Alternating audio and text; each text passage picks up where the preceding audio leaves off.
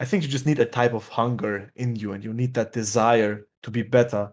Some people just really want to get good, and some people just want to get good, but it's more of like on a wish basis. But if somebody told them all the work, and it is like serious work, then they might not want to do that. So I think it's all about the drive and the willingness to improve.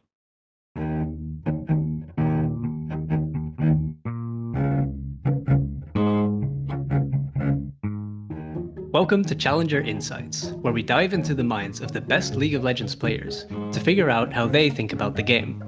I'm your host, Lucas, and today I'm joined by Naayil. He's a Challenger Aatrox OTP, and even though he's only played ranked for 3 years, he's reached up to 800 LP in Challenger, and he's the number 1 Aatrox in Europe. Before we get started, if you want to get notified when a new episode releases, make sure you join the Challenger Insights Discord. Not only do we have an amazing community in there, you can also find transcripts for every episode. We do Q&As with our guests, and we'll be doing giveaways there as well. So if you're interested in any of that, the link for the Discord will be down below. Naayil, it's great to have you here. Thank you for being on the podcast. Thanks for inviting me. So let's talk about Aatrox. First of all, how would you describe the champion? I would describe Aatrox as a mid to short range drain tank, which probably focuses more on shorter trades than all-ins.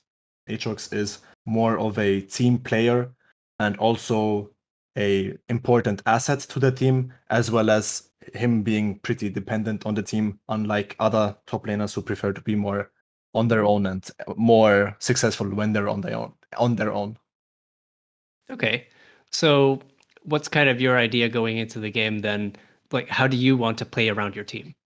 The best thing, basically, that you can do as Aatrox for your team is to make sure that you do not fall behind, that you hit your power spikes as fast as possible to the point where once your team needs you, that you are the strongest that you could be, and you provide the necessary CC, also damage and tankiness through your healing to protect your team and indirectly and soak a lot of damage.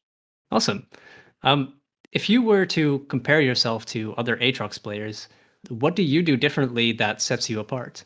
Where do you tend to get your advantage? What most Aatrox players do is that, most Aatrox players probably have played other champions, they might be jumping from Riven to Aatrox because they think that's like similar playstyle and stuff like that, or maybe set or whatever. What I think most Aatrox players do wrong is that they think that they can do much early when they really can't. It is possible to get an advantage, for example, on level 1, but especially with leashing, Aatrox's level 1, in my opinion, is probably one of the worst in the whole game. So I think a lot of Aatrox players lose their lane and ultimately probably also the game because they're just too, I don't want to say cocky, but too confident in their strength, which they probably don't have at level 1. So that's interesting. So you say that your advantage is chilling, like not playing too aggressive. That's interesting. There's like a healthy middle, though. It's not like there's no winning matchups. You can definitely do something level 1, but for example, you might go into lane level 1 and you might throw out your Q, which you definitely should. But since, as I said, Aatrox's level 1 is absolutely like horrible compared to, for example, Riven's or Fiora's, you need to know when to back up and when you are just a weaker champion in this particular situation because your time is not here yet where you're strong. So, yeah. Okay. How long does that stay the case? Because you say his level 1 is weak, but at what point do you switch out of that mindset and actually start doing things? So basically what you can do is, you go to lane after leashing or maybe not, it depends. Leashing has a big impact on how the lane goes since if you don't leash, you're already there. And if you leash, then the enemy top laner might be pushing already. So it's even more difficult for you to play the game. So what you can do is obviously you try the level 1. And what happens after that is that you either get the priority, which means that you have more minions and the enemy wave will die faster, which also means that you will get the level faster. That's when you can actually be like quite dominant and try to like contest minions. But that really rarely happens. You must have played the first Q on level 1 extremely well for that to happen. So most of the time what's going to happen is you're going to try the Q. Maybe it's decent or maybe it's all right, but it probably won't be enough against like champions like Fiora and Zed who just knock away the wave in like 2.5 seconds. So what's going to happen is you always want to play back. If you have to, try to use your Q for last hits, but missing last hits is not a problem at all. What is a problem is missing XP. So as long as you stand back and you're in XP range, the first 3 waves until you're under turret, your job is to stay full HP so you don't get dove on the 4th or 3rd wave, and then you start a slow push to the enemy team, and then that's when I probably hit like level 3 or 4, and that's when I can try to look for good trades or predictions or whatever, contesting minions, whatever the thing is that I might need in a specific matchup. Okay, cool. So obviously, Aatrox is very Q reliant, and even as you mentioned, like the very first Q in the lane can be quite important. How do you go about practicing, landing Qs, and how do you get better at that? There's a couple things about that. First thing is that a lot of people panic, which means that they do not take their time when they queue. They see the enemy taking maybe a step forward, they instantly blow their queue. They maybe don't hit a crit, or maybe they don't hit at all, which is just catastrophic, because if you don't know, Aatrox's Q cooldown on level 1 is 14 or 10 seconds. Basically, if you use your third Q, the last one, the cooldown is 14, and if you only use the first 2, the cooldown is still on 10 seconds. Like, you get refunded if you don't finish the combo. But even 10 seconds is just way too high, and in 10 seconds, the enemy top laner can just take 4 minions, and if he didn't use his spells, you can't basically do anything for 10 seconds, or you're just gonna get punished. So what I tell people to, like, who want to get better, it's most of the time better to not use Q at all than use it in a panical way, if that makes sense. Because it has a huge cooldown, and it just opens you up. So even if you don't use it, there is the threat of that you might use it if the enemy top laner does something. Like, if the enemy top laner sees you blow it, he can just do whatever he wants. But if he knows you still have it up, it's more pressure than when you just miss it.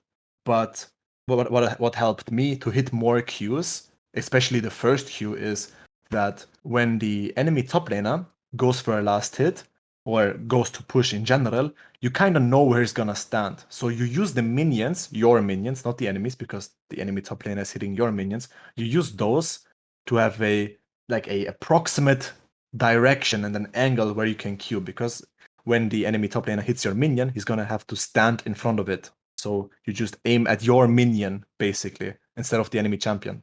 So that's how I do my queues most of the time. Okay, awesome. So you mentioned like wasting Q being pretty much the worst mistake that you can make, right? As Aatrox. What are some of the other common mistakes that people make that you know how to avoid on Aatrox? People not respecting how important Aatrox W is and how absolutely fatal it is to misuse it. So basically, after depending on if you got prio or not, or if the enemy got prio and you still push back, or whatever happened, like in the more later laning phase, after you hit like 3, 4, 5, Aatrox W has. I always joke around a like 26-year cooldown, because that skill is a very high cooldown. So if you use your W once, you better use it for something important. So it either be to hit a big combo, because the W is the main tool for Aatrox's main damage combo. So if you misuse it by just blowing it to randomly sides or whatever, or maybe using it to last hit a minion, which you absolutely can do, but you can't do it at the wrong time. So you really need to manage your W cooldown, which is like super, super important. You always want to get the max out of that one. Like, if you miss that, you're basically just a 2-skill champion. And the E doesn't even do damage. So you're even more reliant on your in early pretty weak skills. Okay, yep, that makes sense. All right, let's talk about the setup real quick because I want to know about the runes and summoners. What do you usually run here? I'm the classic Flash TP top laner. I do not think highly of Flash Ignite, especially in high elo. Just TP is just way too broken in my opinion. It's not like it's impossible. You can go Flash Ignite, especially in lower elos. It's not that bad. Me personally, I just love Flash TP. You can go Ignite TP, but I think that's very matchup dependent. And I think you can't do that in every matchup, because Aatrox is just extremely, extremely, extremely Flash dependent. he can get a lot of value out of Flash, especially with his Qs, and like his whole kit just loves that little gap closing on top of his E.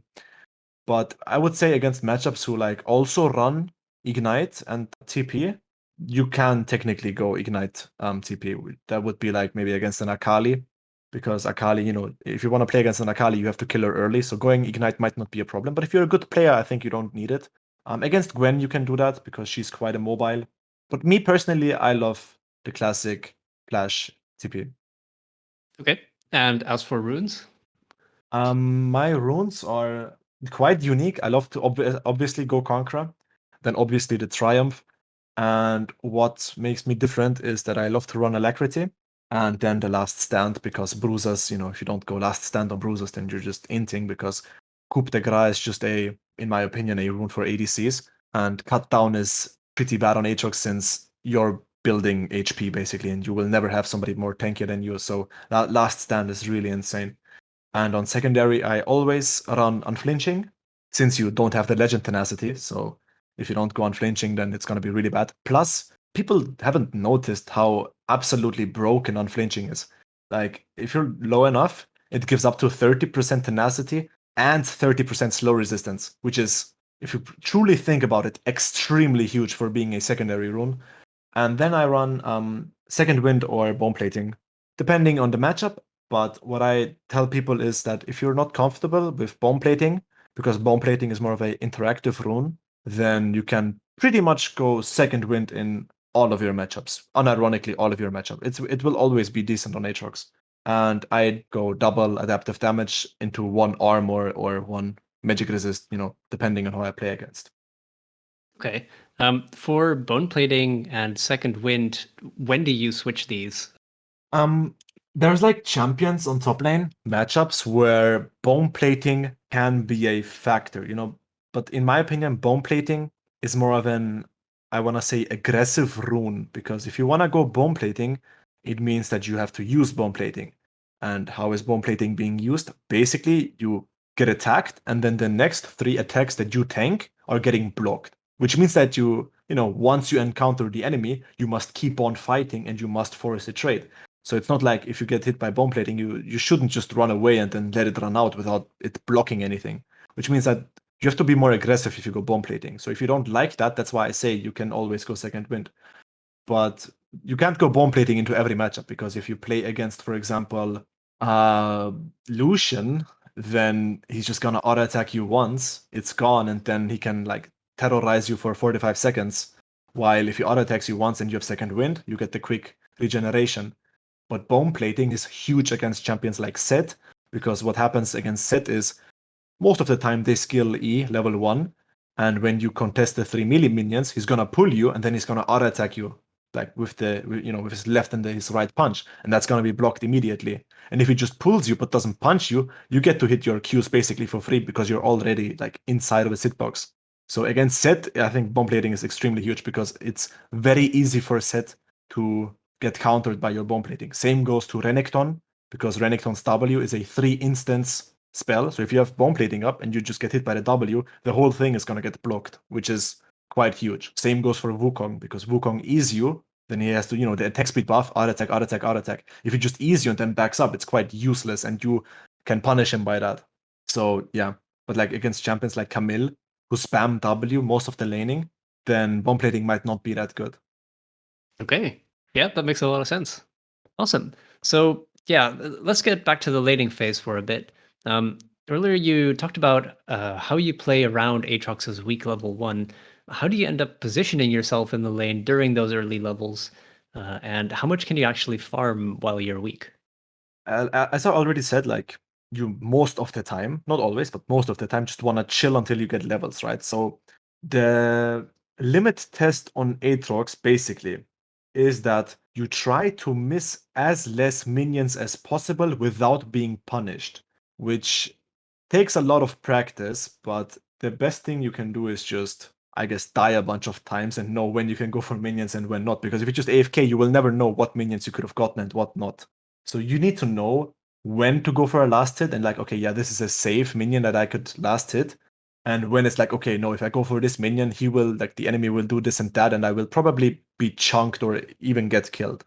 So that's like the main goal in the early phase is obviously, level 1, you try to get priority like every laner does. But if that doesn't work out, you always want to play behind. So you don't want to play forward unless you have priority, of course. But that's, most of the time not going to happen.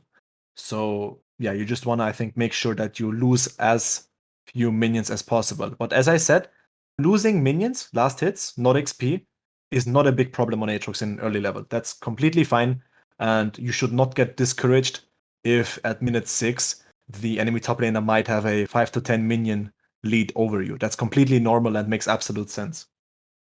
Okay. So when you talk about knowing which minions to go for, I assume that you're usually using your Q just to farm safely, right? But the cooldown is high enough that you can't, consistently get all the minions. Is there like a smart way to go around which minions you want to queue and which you want to auto attack? How do you choose that? I mean, it makes in general more sense to, if you have to queue for a minion, that it is a caster minion, because the melee minions are obviously in melee. So especially when you have your passive up, which makes you have a more ranged auto attack, it makes more sense to try to last hit with auto attacks the melees. If that doesn't work out, then that's fine as well. And if you have to queue, then it should be either the caster or the cannon minion. So I think that's the best thing you can do. Okay. Are there any matchups where this kind of changes? Are there any matchups where you can actually play more aggressively than you usually would? Oh yeah, for sure, for sure. People would disagree with me on that, but that's just my opinion. I think, for example, against champions like Ilaoi, Cho'Gath, champions who just don't have that much level 1 power, champions who don't deal that much damage on the wave, I think you can just be confident in that lane. Champions that don't have a million dashes were pretty clunky, like Mundo, Garen, Malphite, Mordekaiser. I think Mordekaiser is extremely easy. Then that's when you can basically just walk confident in lane and that the enemy has no escape, and you should be able to hit at least, first crit of the Q and then maybe the non-crit part of the second Q, and like just maybe an auto attack passive in. And if you don't get the auto attack passive in, you get to auto attack the wave, and then that's how you get the priority. Because if you Aatrox Q somebody in top lane, the non-crit part is still gonna hit the minions. So while you're trying to out trade or like trade the enemy, you also are indirectly pushing because it's that much of an AoE effect. It's like a 3-part Mordekaiser Q because it's that big of a like Aatrox Q covers the whole wave basically. So that's how you can gain control, and I think you can do that against most clunky kind of champions, which is like I said, it would be also Nasus, Singed, Ilaoi, but also ranged champions like Vladimir, for example. Vladimir level 1 is extremely useless. So I think you can gain control over those type of champions pretty easily. Okay.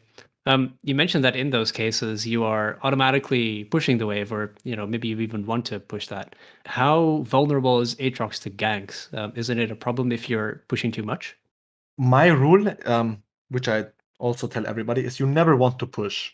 And what people don't understand when I say that is that there's like different terms. There's freezing, there's neutral wave, there's pushing, and there's slow pushing. And what you always want to do is you never want to push unless you have a reason.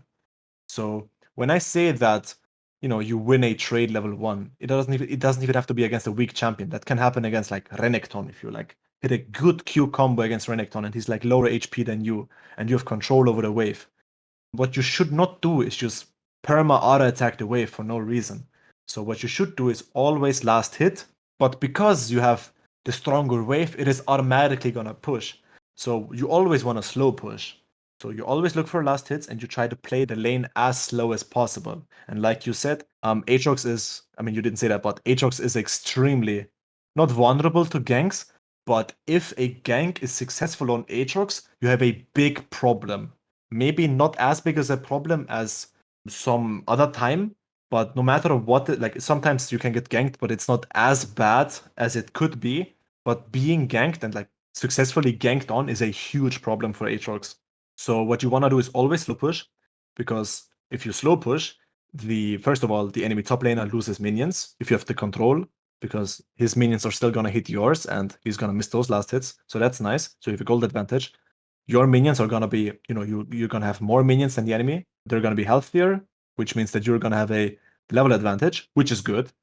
And if you have a big wave, for example, like 2.5 waves stacked up, and you have a level advantage over the enemy, and you're slow pushing towards the tower, junglers are extremely, extremely squishy, especially early on. So if you have a big slow push wave, and the enemy top lane is a level behind, they most of the time, sometimes sadly there are champion combos like Renekton and Talia or Renekton and Elise who can probably even kill you through that. But most junglers are not able to successfully gank inside of a slow push. So if you have your little army of minions and the jungler comes and you're confident enough and you're not necessarily 1 HP, you can definitely just, if you play it cleanly, just go for the one shot on the jungler and then the enemy team has a big problem. So yeah. Okay. So mostly looking to slow push and Always. yeah. Okay. Cool. How do you deal with ranged top laners? That's an interesting question because I kind of know the theory to that, but it's hard for me to apply because I'm a pretty egotistical player and I'm pretty impatient, which is kind of bad for an Aatrox player. But the theory is that you really, really want to give up almost everything, depending on what range top laner it is. Against Vayne, it's way more important to give up than against Gnar, for example, because Vayne has a way bigger wave, she's way more mobile, and she has way more burst potential, I would say, early on. So what happens is that you're probably gonna enter the lane, and what champions like Vayne and Lucian do is they always just wanna straight up stat check you by auto attacking you, and you just have to give it up, but not too much. Like if they auto attack you, that's fine, you back up. But if they're like on the height of your wave, and she's like standing next to your casters, you can definitely let her auto attack you once and then back up, because that means that your minions are gonna attack her. So ranged top laners are extremely squishy. Quinn, Mininar, and Vayne, they get hurt by the minions. Plus, they don't have any HP regeneration, so that damage sticks to them. While you will definitely go Doran Shield second wind against ranged matchups. You're gonna regenerate back up. So you need to find that perfect middle where you can back up the whole time. By the way, you will not get any last hits. I can guarantee you that. You will not. But that's not even the problem. You want to stay in that gray zone where you're still in range for XP, where the enemy doesn't zone you off of XP. And if they attack you, you want your minions to, retaliate on her so she has to back up again so you can walk up for potentially maybe a Q farm or whatever. But never, ever, ever try to fight a ranged top lane at level 1. It's a very bad idea, and I know that because I try a lot, which is really bad. So Okay, cool. Yeah, makes sense. Is there any point where that changes? Like what, at what point are you actually able to go in on that range top later? yeah, so you imagine the wave, so you obviously lose priority super hard. There's like this semi-big wave sitting under your turret now, and you just wait. Even if the enemy top laner is harassing you under your turret, you just wait until your turret kills the enemy wave, the slow push wave, and after that you are starting the slow push. Because your minions are gonna stack under your own turret, and you're gonna start a slow push towards the enemy, and no range top laner can break that. So that's about the time when you turn from level 3 to level 4, and that's when basically it's your turn. You have a option because you're level 4 and you're a bruiser, and in best case scenario you're maybe like still 3/4 of HP, which is more than enough. And the fun thing about Aatrox versus ranged top laners is that Aatrox has a pretty easy time getting close to them. For example, Cassiopeia, what I love to do is just AFK, unironically, until like I'm level 4. I didn't miss any XP, but I gave up most of my last hits. And then I start slow pushing to her because that's just how the game works. She can't stop that. That will happen every game. If I hit the first Q W combo, 99% of the time they will either die or they will have to flash, because ranged champions are so squishy. Aatrox's base stats at level 4, the base AD and the levels, the second point he puts into the Q, are more than enough to one-shot them or make them burn flash. If you're in a good position, you just flash after them and kill them. So that's the fun thing about range top, because if you watch people play, you will notice that most range top lane matchups, either the bruiser, the Aatrox, is like 0 and 20, or the range just gets absolutely stomped. Because if you're patient enough as a bruiser player, you can just completely stat check them at like level 4 to level 6. So it's all about patience. Okay, awesome. I love that. Is there any counterplay to that? From the perspective of the ranged top laner, what should they do to avoid that? There's basically, if it's a really, really good Aatrox, like if the Aatrox is just absolutely better, there's like unironically nothing they can do. But what the good range players do is just having really good movement. Like there's nothing they can do except for having good movement, which means not getting hit by crits. If they get hit by the crits, then they're dead. But if they don't, if they know how the Aatrox moves, or the Aatrox will E, or the Aatrox will, do whatever, and they don't get crit, then they, don't get one shot. And if the Aatrox use this whole combo, Aatrox auto attacks suck, so they just kill him then. So it's kind of a high risk, high reward type of thing. So it depends. Who is better? Can the Aatrox hit the full combo and just absolutely send you to hell? Or can you maybe avoid 2 or 3 of those Qs? Then the Aatrox is probably dead because he used the C in an offensive way because he has to, because you're ranged and you just run him down the lane. Okay, cool. There's one more thing I wanted to ask. In those matchups where you do get pushed in early, or well, in most cases, when you get pushed in early, when it comes to the Scuttle Crab, if your jungler ends up, starting a fight on the Scuttle Crab in topside, isn't that going to be a problem? And how do you deal with that? There's like more things to that. As Aatrox, you probably leash a lot of times. So that doesn't happen because, getting prio as Aatrox is hard enough. So you really only don't want to leash if you're really confident in getting prio, because that's just how it works. Like the jungler starts either top or bot, which means they will end up on either bot or top crap. So if he starts on blue buff, he will end up on the bottom, depending on what side you're on. But, he will be on the other side of the map. If he starts top, he will, at minute 3, he will be trying to contesting the bot crab. If he starts on the bot side of the map and the bot lane leashes, he will end up on the top crab. So when the jungler, your jungler, is like getting leashed bot lane, then your job is, I don't know how, or maybe you already knew that you're in a matchup where you're confident that you can get prio, then you have to just make sure that you get the priority for your jungler because that's your job. And if you don't do that, if your jungler is pathing to top lane and you didn't manage to get prio, that's basically your fault. Or maybe the jungler's fault for not leashing when you told them to leash because you know you will not get prio simply because of maybe you're unexperienced, maybe you're not confident, or maybe the matchup is just too hard for you. And for example, against like Jace and Cannon, it's like impossible to get prio. So it's a pretty stupid move from the jungler to not start top lane in that situation. Because most, bot laners are most of the time having an easier time. And if that happens, if the jungler paths to top lane and you don't have prio and he's getting collapsed on by mid lane and top lane and the jungle and everything is going to hell, then all you have to do is just ping him off and he has to go to the other side of the map to get the other crap. But sadly, a lot of jungle players they don't have that knowledge. Like they path to top crap and the enemy jungler also paths to top crap, and if their top laner doesn't have prio, they'll just die for the crap, which, they could just also, they will lose a bit of time because they have to walk all the way around to the bot crab, but they will get the crab at least, right? So it's not as horrible as, first of all, not getting a crab, so the enemy team gets a double crab and you die. Like that's basically GG, isn't it? So it's kind of a ego drop for the jungler most of the time, but some of the times it's also your fault if you don't manage to get prio. But you should never leave lane. If you're getting pushed under turret and there's minions under your turret, don't leave lane. Get those minions. If you give them, like, there's nothing you can do because you're probably under leveled. It's just it's just not worth it. Right. Okay.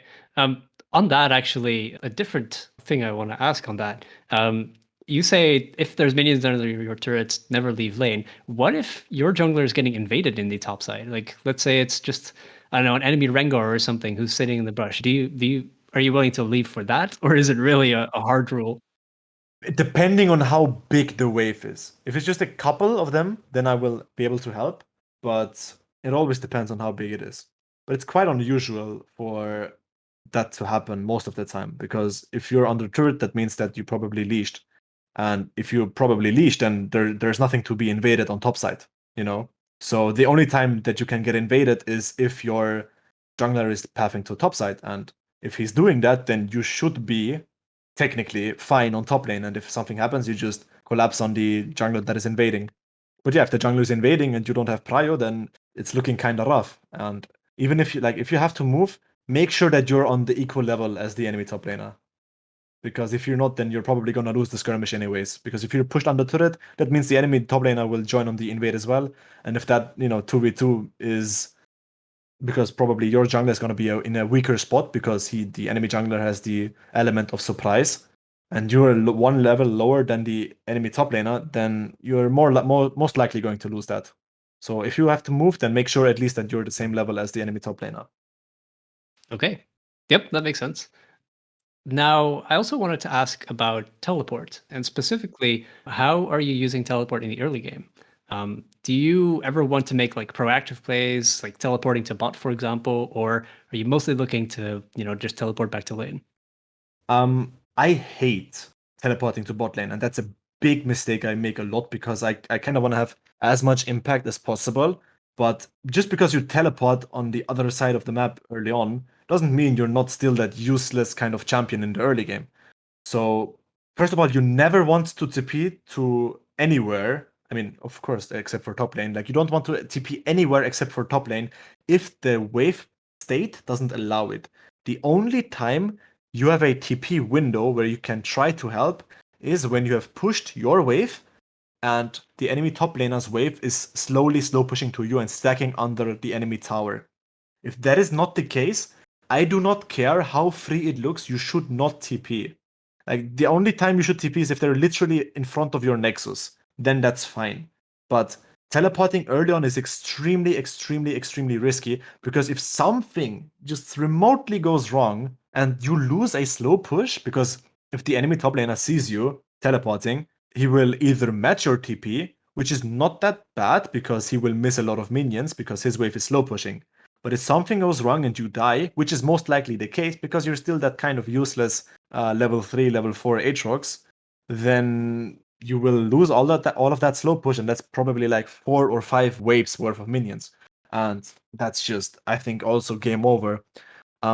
Early on, I think you should just focus to use your TP to either, like, if you get outtraded and you make a mistake, use your TP to compensate that so you can get an early base and go back to lane so you're fine again. Or you just want to hold onto it and play the waves as correctly as possible.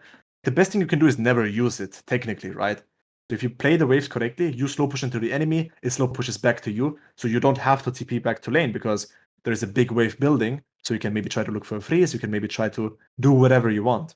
So technically, you never have to TP. And for those proactive plays, starting level 6, you can maybe try to join into maybe a mid fight or a dragon fight or maybe a tower dive or whatever. But I think 3-6, because you asked about it early, teleporting on Aatrox it could break the camel's back, basically. If you mess up level 3, it's horrible. If you mess up at TP at level 6, it's not as bad, especially if it's like a 2-for-2 situation, even if you die. But if it's like a fair trade, then it's all right. But if it's in the early stages of the game, it's really, really risky and it can make or break a game. Okay. What if the enemy top laner chooses to make that proactive TP? Would you want to match that, knowing that they can't push top or anything like that? Or do you prefer to use that time to maybe push it yourself and, I don't know, get a plating or a good reset? That depends on your intuition and your experience and your knowledge of the game. Because if you've played a lot of League and a lot of top lane, you can kind of tell. First of all, if the enemy top laner is teleporting while his wave is slow pushing, it's kind of int. Because I think then I would never almost follow up because I just instantly start pushing, get the platings, which is really worth, and just spam ping my team away as good as I can. Which works more in high elo than in low elo. In low elo, probably will be quite of a fiesta, but even then, you should just focus on getting top platings. And like you can tell after some time of playing top lane that if somebody TPs, if the enemy top laner TPs, you can like tell if it's gonna be good for your team or bad. If it's like good for your team and the TP looks pretty int from the enemy top laner, then you should just keep on pushing and get the plates. But if you're like, okay, I have to try to help here and I can like actually do something, then you can join in. But if, for example, your bot lane is half HP and the enemy bot lane is full HP and the enemy top laner is teleporting behind them, if you join that, there's nothing gonna happen. Your bot lane is destined to die. But if like it's quite equal and the only thing that's gonna happen is if you TP is it's gonna make a fair fight, then you should do it. But obviously also if your wave allows it. I think that's still more important. I would gladly give a kill or two to the top laner if I at least didn't mess up my wave, because that's just super important, especially in the early game. If it's like level 6, then I maybe give up one wave. It's an important TP, then I'll just join in. But if that happens, because that happens a lot when the enemy top laner just TPs bot lane at like level 4, like if that's just a bad TP, then I will not follow. And if the team flames you for that, hey, just slash mute all. Like, you know what's better. Okay. All right. There's one thing as well. I think you touched on this a little bit earlier. In a perfect case, you wouldn't have to TP ever if your lane state is good. Can you explain what exactly is that situation? In which case would you be able to just walk the lane instead of teleporting? Yeah, so basically there's like multiple wave states, right? There's like the neutral wave when, at the start of the game, your wave comes, the enemy wave comes, and they will meet in the middle of the lane. If that happens, for example, at like level 5, you base and you see the wave state as neutral because like both of your waves meet in the middle and you have TP, you should TP to that. If you don't TP to that, the minions will kill each other at an equal rate and you will lose minions at an equal rate, which is not that good. So you should TP to that state. But if you play the lane properly and you get pushed in or the enemy gets pushed in, whatever it is, it doesn't matter. After that, the wave will always be like turn based. So you start slow pushing a big wave, your big wave will sit under the enemy's turret. And as long as the enemy top laner doesn't absolutely obliterate that wave, which most of the time in early levels they can't, it will mean that they will slow push back to you. Like you totally don't have to TP to that. That's gonna be a huge wave and you will miss minimal minions because the enemy wave will be so strong that your little wave that will come up is not really able to hold on and maybe kill only 1 or 2 melee minions of the enemy. So then you should definitely not TP to that. If the wave is like almost neutral, like maybe a little bit more on the enemy side, then you can probably TP. But if you play the slow push game properly, then you should always be basing with your big wave under the enemy turret and just there a tsunami of enemy minions just coming towards you. So you shouldn't TP to that. So basically, you can do that forever. Okay. I like that. That's a good explanation. Awesome. Um, there's one thing I also wanted to ask because I'm curious about Aatrox's ult, because I wouldn't really know how to use it. What makes for a good moment to use Aatrox ult?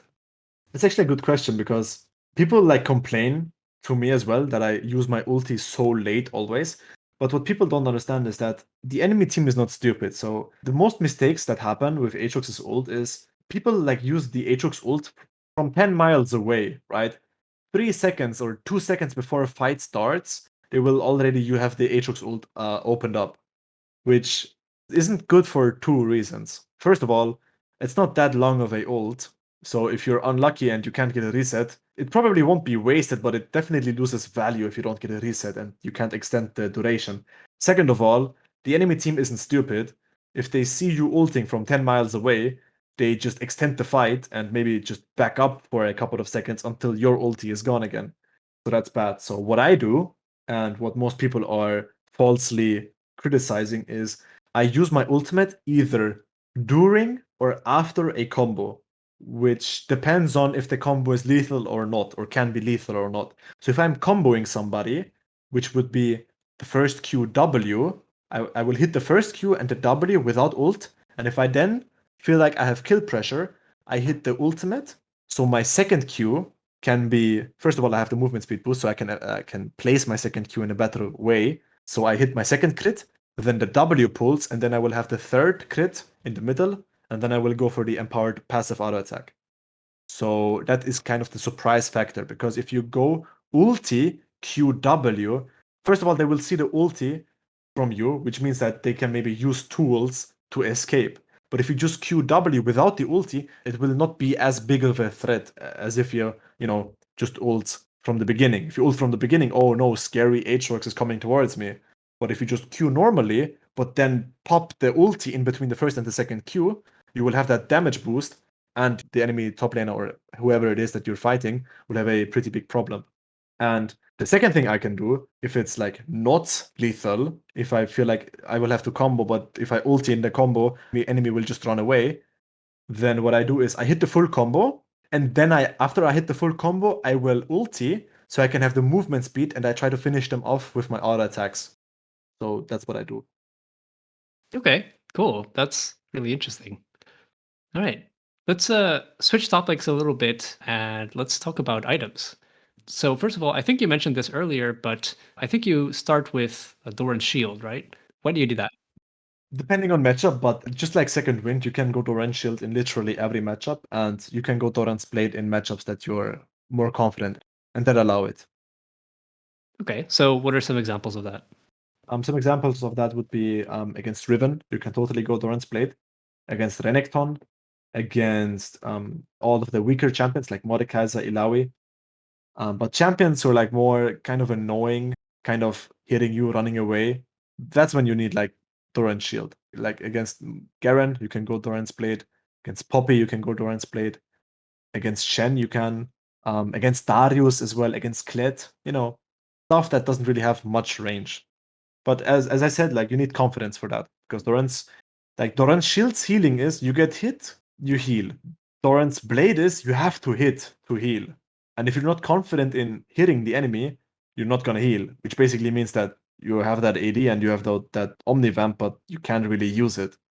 So if you're a beginner on Aatrox, you can always run Doran's Shield no matter what. And then if you feel to, pick up some more experience and some more matchup knowledge and how to play against certain champions, then you can move on to Doran's Blade. Okay. Then what items are you looking to buy early on Aatrox? I am a 100% support of God Drinker. I know there's like kind of insane items or mythics people go for. Like I always go God Drinker. There is some moments for Stridebreaker where that isn't, terrible to go, but Stridebreaker is extremely nerfed after, Aatrox kind of benefited from the dash, and Aatrox also worked pretty well with the 90% slow. But now that it's only, I don't know how much it is, like 40 something. It's like pretty underwhelming, and you should only go Stridebreaker on Aatrox if it's like 4 ranged or whatever on the enemy team. Where it's like where you feel like you will never hit more than one person with God Drinker, because God Drinker isn't that useful if you can't hit more than one person. And if you're against range, then you might as well not hit against anybody. So Stridebreaker might be the better option then. But my classic build, it would be the high damage Aatrox build, which basically is God Drinker into Zerilda's Grudge. You buy boots in between. Obviously you can go Tabi, Mercs, or Ionian boots. So it would be God Drinker, Zerilda, Sterax, and then the last two items, if you count the boots as well, the last two items will be situational for armor or magic resist. Your options would be either Spirit Visage or Abyssal Mask. Those are the two magic resist options. If you're against full AP, you can go both of those items. That's not a problem. And for armor, you would have Death Stance. You have actually quite a lot. You have Death Stance, you have Randuin's Omen, you have Dawn Mail. Some people go Frozen Heart, but it's kind of troll. So yeah, basically those three. So you have Death Stance and GA. So those would be your options. But if you're like in a decent spot, I think Godrink and Zerilda into Sterax is the bread and butter for Aatrox. Okay. Is Cyrildas, is that a thing that all Aatroxes do, or is that something that only you do? In EU West, it's something that I do, and I get a lot of criticism for that as well in solo queue, but it's something that I have to practice on. It's not obviously I didn't invent that. It's a build that my favorite Aatrox player, which is a Chinese player, which he invented, which would be, Godlink Casildas into Sterax build. And I think it's just a really good build because it defines everything Aatrox is about. Because you go God Drinker, and then you go Zerilda, and then you have to go Sterox. So when you buy Zerilda, you will still be quite squishy, right? So you can't get that early tankiness. But if you go Sterox as second, you will not be at the height of your strength. So you can buy Zerilda seconds, but you can still be scaling with levels. And then by the time you have Sterox, you are at the height of your power if you talk about the champion and the items. Because at the time you buy third item, probably the time you're 15, 16, or it depends on how much gold you have, maybe even 14. And that's literally when Aatrox is at his strongest. And so you will have the peak in your items and the peak in your damage. But I always tell people like it's a very risky build. I never said it's like super free or whatever. You have to play way more safe and you have to play way more clean. Because if you make a mistake, Cyrilda is no tanky at all, and you're gonna get killed. Because Aatrox doesn't heal because he heals, he heals because he deals damage. So if you build more damage, he will heal more. But he just doesn't have as much HP, that he can heal off. So if he's only 2.5k, he can only heal up to 2.5k. But if you play it smartly, it can be a huge impact. Okay, awesome. So just real quick on the laning phase, when you're still building Gore Drinker, what components are you buying for that first? That depends on my base. So if I have a 1.1k base, 99.9% of the time I go for the Iron Spike Whip. Not necessarily because it's any better than Phage. Phage is completely fine, but just because I like it because it's more of an aggressive option. Because first of all, it gives more AD. It has the active, which is really good for farming, especially under turret. And it also is a auto attack reset. And it gives you a Conqueror stack, which, just gives you more dual chances. If I have a shittier base, like maybe 750 gold, then I like to go the Ruby Crystal Longsword combo, which is pretty solid. And then you obviously have to finish the Phage, which is a pretty fair item. You can heal kinda. It gives decent damage, some tankiness. It's quite all right.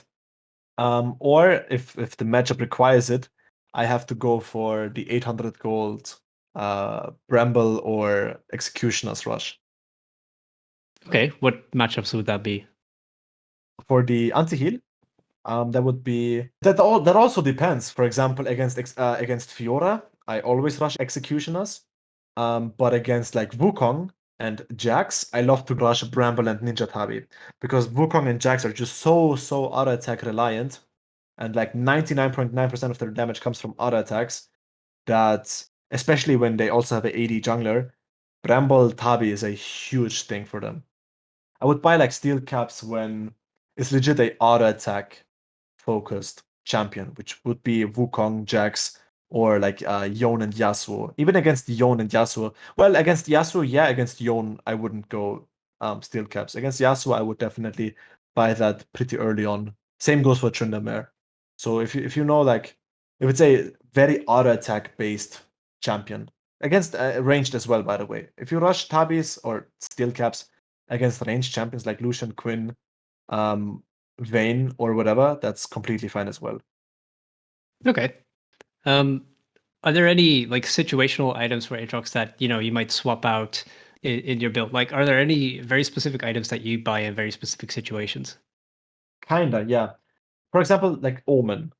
If the enemy team has a Yasuo, Yone, or Tryndamere, you kinda have to go Randuin's Omen because of the effect of the crit reduction and the general blocking of damage. And Randuin's Omen actually works quite well on Aatrox because it also gives a decent amount of cooldown reduction, and it's not that bad of an item. And Aatrox can apply the effect, the AoE debuff quite well. So that would be a situational item which I don't go every game.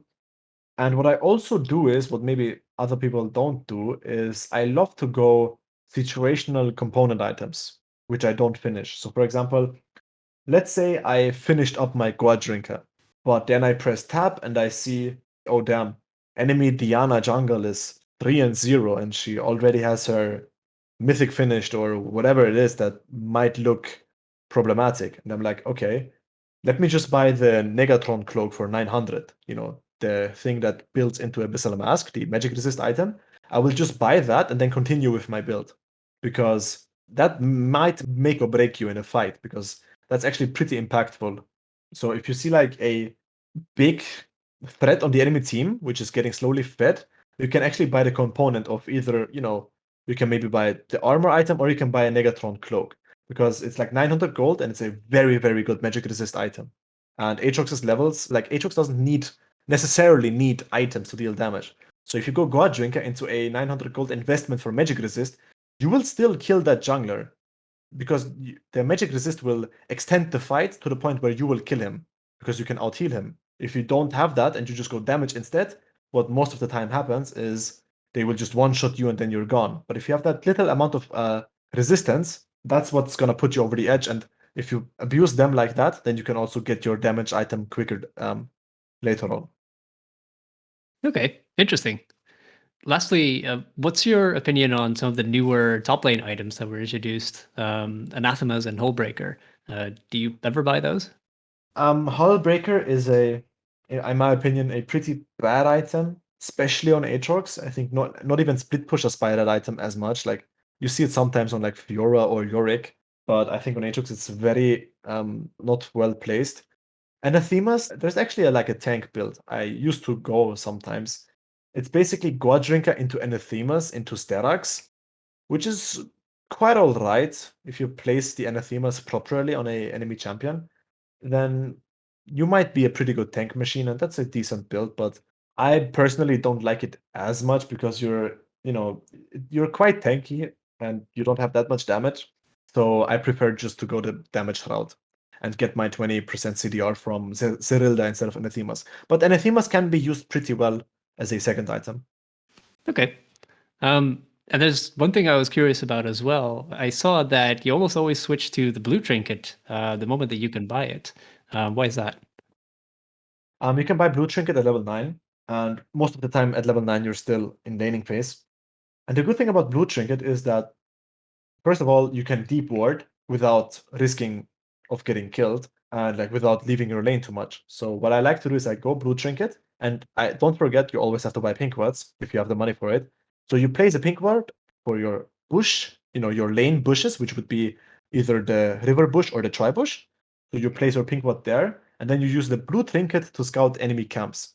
So you can either blue trinket the red buff, you can blue trinket if you have a suspicion of a jungler maybe being somewhere, you can blue trinket that. And you can do that all from the lane. If you're at the river bush, you can like take maybe 2 steps forward and then you can already ward the red buff. Or I think from lane, you can literally ward the enemy Crux or Gromp, depending on what side you're on, obviously. I was talking from one side, but you can always ward either the side camp or the buff camp on whatever side you're on. So I think if you use your pink wards properly, it's a very good way of getting early information and protecting yourself from potential ganks, or even protecting your mid laner from potential ganks, depending on where the jungler is pathing to. Awesome. Cool. Yeah, let's switch gears a little bit and talk about the mid and late game. Starting with the mid game, what is Aatrox's role in this phase of the game? So in mid game, that's basically, Aatrox is a mid game champion, which means that's when he wants to shine. That's when he wants to get his advantage on. So basically, what you want to do is that mid game is most of the time like level, I would say 10 to 13. And at level 9, you max the Q. So that's a big power spike. At level 13, you have max the E.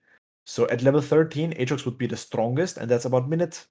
Level 13 is about minute 22, 25, something like that. So that's when you want to make some game changing team fights. And that's when Aatrox can be way more useful than other top laners in the team fight, because his E is maxed because his E passive gives him the Omnivamp, so that's the maximum amount, and the Q is the maximum amount. So that's basically when you wanna look to fight around an objective. So for example, if there's a Drake up, you wanna join that, either by walking there or by just pushing top and joining with a TP, depending on what you have.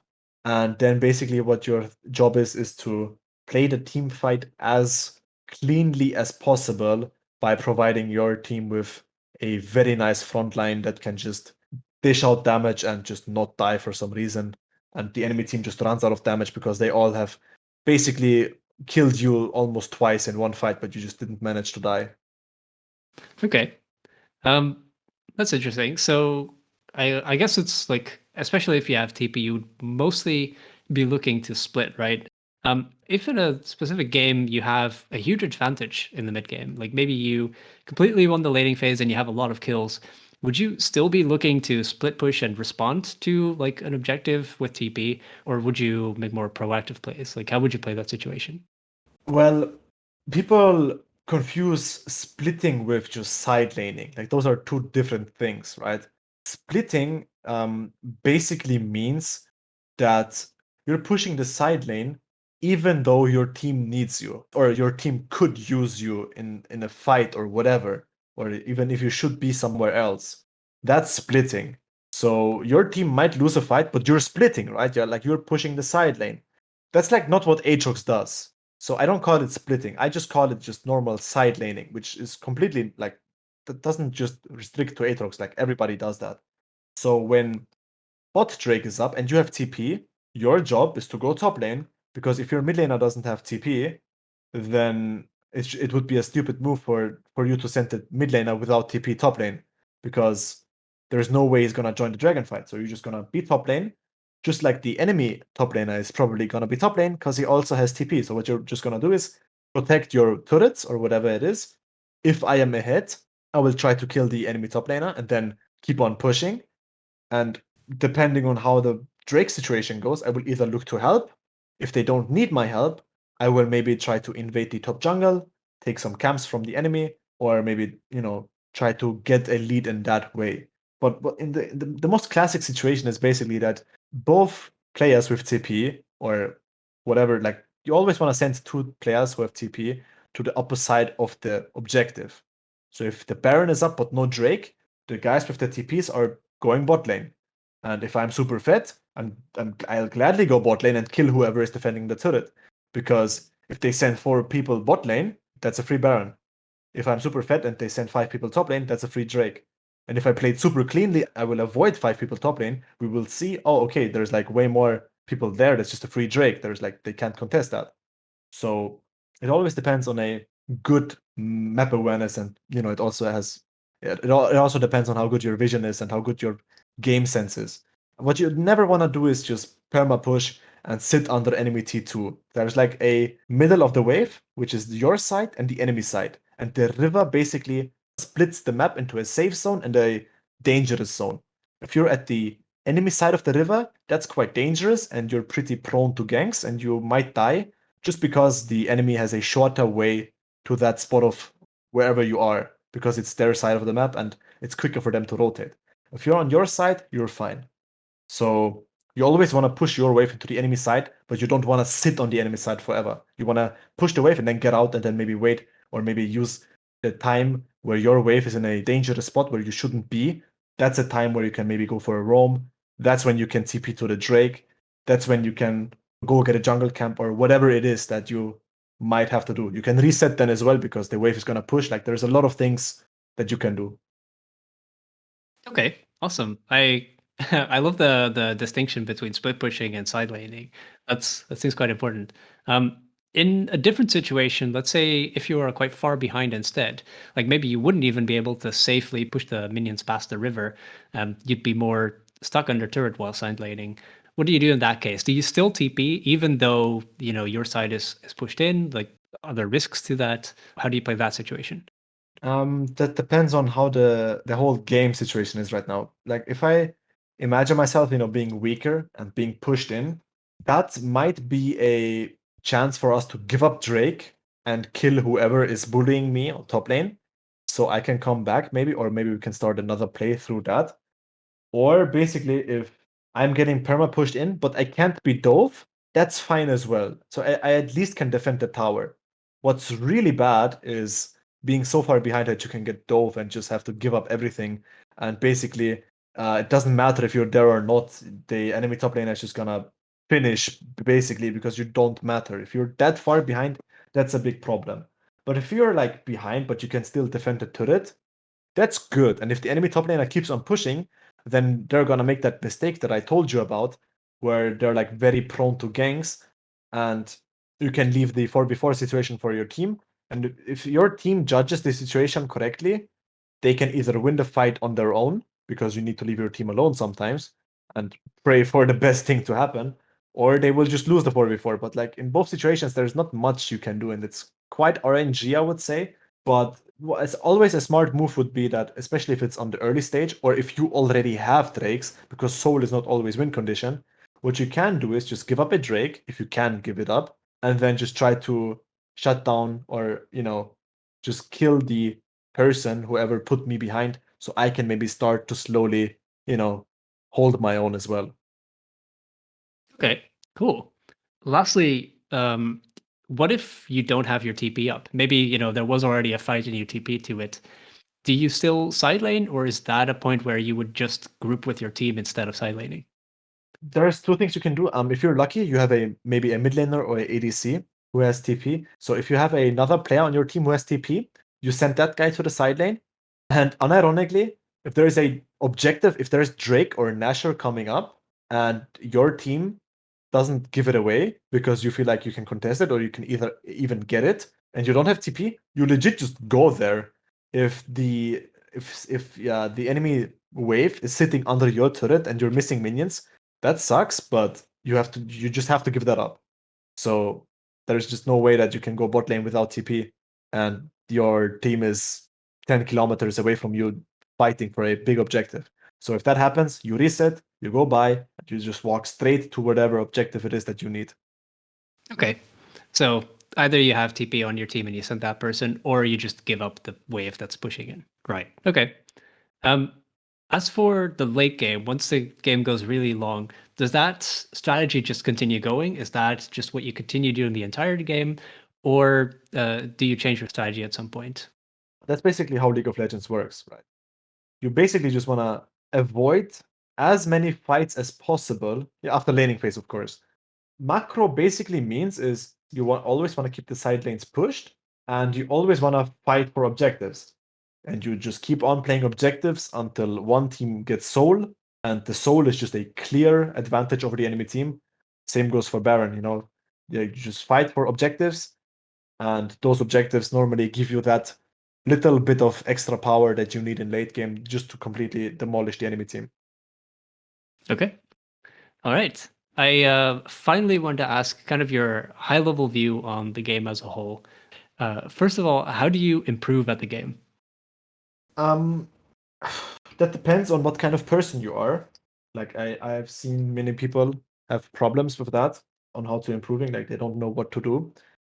So there's like a small little saying I remember from like when I was still pretty like young, and my teacher told me that they basically like told me that you need to learn how to learn. Maybe it sounds stupid in English, but it kind of makes sense. Like you need to know how to educate yourself and get better at things. And if you don't know that, you have a problem. So what I did, me personally, because I just knew how to improve, because I kinda, not exactly, but I kinda knew what I could have been doing wrong technically. So I've been playing top lane, right? And I obviously wanted to get higher elo. So every time I lost, I just tried to figure out what it could have been that I did wrong. If I feel like it was something with the minions, I just tried to educate myself the best way possible on what is the information you need about minion waves? How do minion waves behave? How does it work? How does Aatrox work? How does Aatrox work in relationship to the minions? So I did that basically through YouTube. Like I think 99% is just YouTube by Googling and like searching up videos of what is wave management, how to slow push, how to freeze, when to push, stuff like that. And there's like millions, not millions, but like hundreds, like there's enough footage on YouTube from very well documented videos who are super true as well, where you can just watch that and try to educate yourself and be a better player in that way. If you maybe think that you do something wrong with Aatrox, what you can do is you can watch all these Chinese super players and superstars and absolute like players who are even 10 times better than me. Like you can just watch those, and if you have empathy, you can imagine as if you were the person playing, and you can like feel, okay, when does this guy press Q? Where does he stand when he press Q? Where does he stand when he doesn't Q? Like, all these things, you just have to be willing to improve, and you need to be very observant of how other people play and how just the game works in general. So it's very difficult, but if you, I think you just need also a type of hunger in you, and you need that desire to be better. And I think you only get that either by nature, just some people just really want to get good, and some people just want to get good, but it's more of like on a wish basis. Like if a fairy came up to them and told them if they wanted, they could get Challenger, they would take it, of course. But then if somebody told them all the work, even if it maybe sound a bit ridiculous, but it is like serious work to, educate yourself, then they might not want to do that. Or maybe they have just too big ego. That's another big problem. If you're too stubborn, if you're too arrogant, if you think you know it all, even though you evidently don't because you're not the best, then you also won't learn. Even if you have all the information in the world, you will not learn if your brain doesn't allow old information to die and new information to take over. So I think it's all about being an adaptive player and admitting to your mistakes and admitting that you're not perfect and just the drive and the willingness to just improve. What do you do if you don't know specifically where your mistakes are or what you should improve on? What if you can't identify one thing? What you can do is you can assume what might be the problem. For example, when I used to lose a lot, like I used to lose a lot against Fiora, like to the point where I ban her even. And but then I'm like, I see all these Chinese players, they just like not easily, but they completely beat Fiora. So I'm like, okay, it must be me. So like for example, in that matchup, like I try to look for specific things that you can play around in that matchup, which would be against Fiora, for example, you want to play around her W cooldown without getting hit by the W, and then having a big time window where you can punish him. And you are supposed to place your Qs in the directions of where his vital passive is on your champion. So if the vital points towards him, you know he's going to dash towards you. But the time where I always lost against Fiora, I was kind of winging it, and then I get stunned by her W, and then you can just complain, oh my god, it's such a long stun, how broken is Fiora? Like you can either do that or you can just, try to troubleshoot. And like you can just assume that that might be the problem. And you might be wrong and you might be right. I think that's kind of luck based. But what you can also do is just get coaching, I guess, which is, I don't want to say also lucky, depending on who you have as a coach. But I think most coaches, especially if you're with a quite experienced coach, which is probably going to be expensive. So you shouldn't get coaching if it's like, if you don't really want to improve. Like I also do coaching sometimes, and I always say that if you really don't wanna, then like you really have to want this. Otherwise, it's just a waste of time for both of us, basically. So a challenger player will definitely be able to look at you play and actively tell you what you're doing wrong. But the thing is that like if you're not the person that like isn't hungry enough or just isn't willing to learn, he can tell you like the solution to everything and you just won't be able to do anything with that. All right, that makes a lot of sense. How do you deal with the kind of games where your mid and bots, just completely lose their lanes, or maybe, the jungle comes top and dies to your top laner? Um, do you still to look to learn from those games as well, or is it just something that you try to move past and go next? If I also kind of lost or kind of went out even, there's most of the time almost nothing you can do, and that's just an unlucky game. Even if you didn't necessarily do great, or even if you didn't really lose, then it's probably going to be a tough game, and you should probably FF, which is not a bad thing. Like if your bot lane is really getting hard stomped and you're not fit, then it's almost impossible. What I do like to say is if you're stomping your lane and you're like 2 levels ahead of the enemy top laner, but your bot lane is like 0-5, that is still a winnable game because bot laners have to share. So when you're 3-0 on top lane and you're like level 10, and the enemy ADC is like 3-0, they will be level 8 or level 9. So if you play it correctly, you can get that shutdown and you can turn that game around. That is completely doable. So if you win your lane, but a proportion of your team doesn't, you can definitely like bounce them back into the game.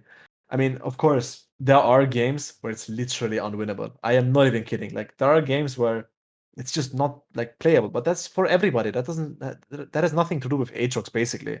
Like sometimes there's just games where it's legitimately unplayable, and then you just have to accept that, and it's fine. But like what you can also do is that, for example, if you're like even in lane and you didn't really win top lane, but you also didn't really lose, and then your bot lane loses, and that's why you lose. There's like two approaches to that. You can either be like, oh my god, my bot lane, I just played normally and my bot lane is inting. I always lose because of that, and like have an excuse like that, which is a valid excuse. That's, it's not false to say that. You can either do that, or what you can also do is, damn, if I could have just stomped this Mordekaiser, I could have definitely killed the enemy Draven or Ezreal for sure, and then maybe I could have had a chance to win.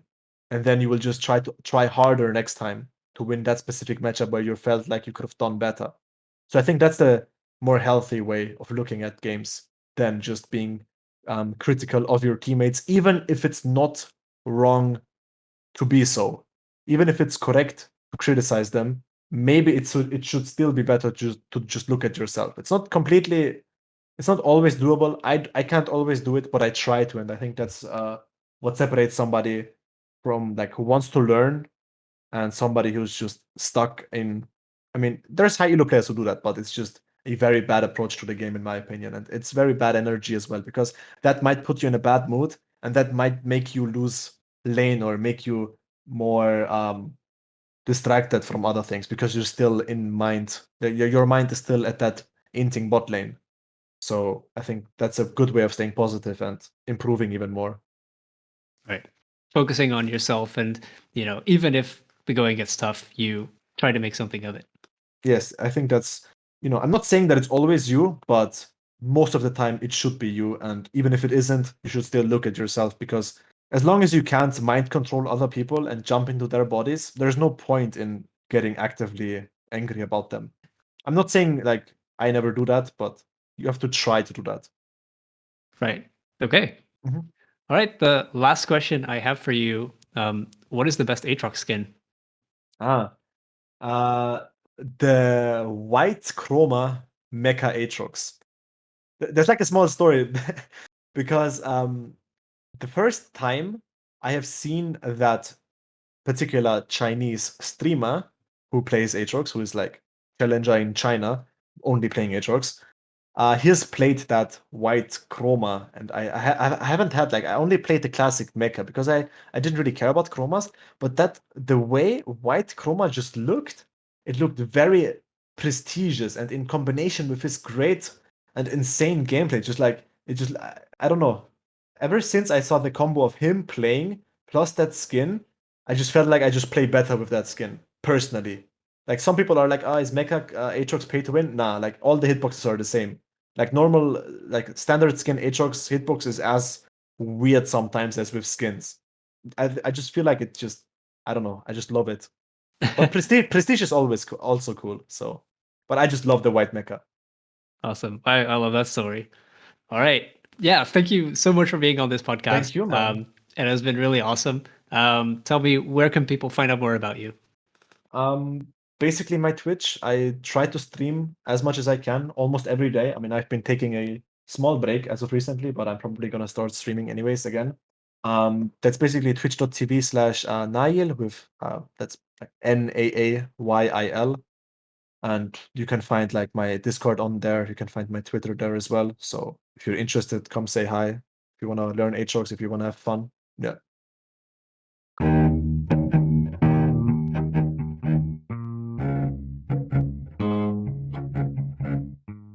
All right. That's it for this episode. I hope you enjoyed this as much as I did. Be sure to join the Discord for announcements, Q&As, and other events. And lastly, I read every comment and I would love to hear from you. So comment below what you think of this episode or who I should interview next. All right. Thanks for watching.